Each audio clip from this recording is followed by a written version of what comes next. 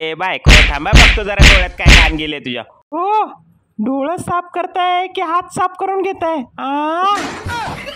लका बायकोला चांगलं गिफ्ट मागितलं बर्थडेला, तिने चड्डी मला गिफ्ट केली आहे बरं का. आणि माझ्याकडून 5 तोळ्याची गंठण बनवून घेतली आहे बरं का तिच्या बर्थडेला.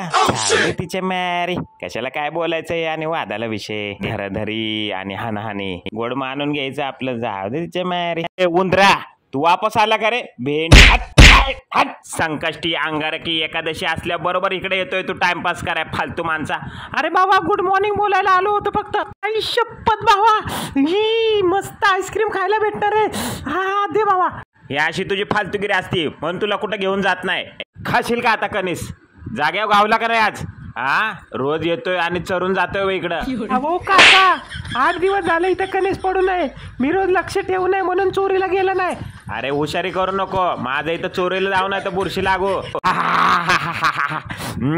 एक नंबर भावा. तिरप्या किती पण चिंगाट असला ना तरी बर्थडेची पार्टी द्यायला मात्र विसरत नाही. मला असं ना चिकन लॉलीपॉप लय आवडतं बाबा. तेवढं माझ्या बर्थडेला कुठेतरी बाहेर जायची योजना बनवली पाहिजे, नाही तर मला पण अशी पार्टी द्यायला लागेल बाबा.